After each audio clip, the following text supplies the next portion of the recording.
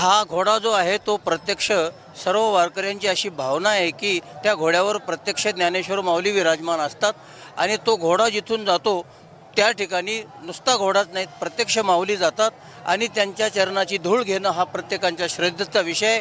काही लोक ती धूळ चरणरज माऊलीचे घेऊन आपल्या शेतात नेऊन टाकतात, कोणी आपल्या घरात देवघरामध्ये पूजेसाठी नेतात. हा तो त्यांच्या प्रत्येकांच्या श्रद्धेचा भाग आहे. माऊलींचा पालखी सोहळा पार पडलाय आणि ज्या ठिकाणाहून माऊलींचा घोडा जातोय त्या ठिकाणी प्रत्येक ठिकाणी पाहिलं गेलं तर इथं जो वारकरी आलेला आहे तो माती घेऊन घरी जातोय. मात्र याचं कारण काय, एक वेगळी चर्चा जी आहे ती आपण करण्याचा प्रयत्न करूयात. काही ज्येष्ठ वारकरी देखील माझ्यासोबत आहेत. ज्या ठिकाणाहून माऊलींचा घोडा रिंगण सोहळ्यादरम्यान गेलाय त्याच्या पायाखाली माती प्रत्येक वारकरी घेऊन जातो, याचं कारण काय? रामकृष्ण हरी.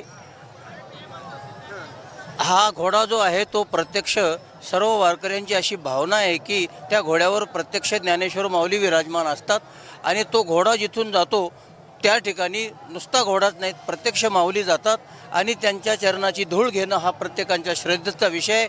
काही लोक ती धूळ चरणरज माऊलीचे घेऊन आपल्या शेतात नेऊन टाकतात, कोणी आपल्या घरात देवघरामध्ये पूजेसाठी नेतात. हा तो त्यांच्या प्रत्येकांच्या श्रद्धेचा भाग आहे. तुमची काय प्रतिक्रिया आहे या दरम्यान? काय तुम्हाला याच्या संदर्भात काय माहिती आहे का? महाराजांनी जे सांगितलं आहे ते सत्य आहे. कारण की कसं आहे, आम्ही नागपूरवरनं आलेलो आहे. इथून नागपूरवर इथली काही माती लोक आपल्या शेतामध्ये नेऊन टाकतात आणि काही आपल्या पूजेसाठी ठेवतात. खरं तर ही गर्दी जी आहे ती टाळायला पाहिजे.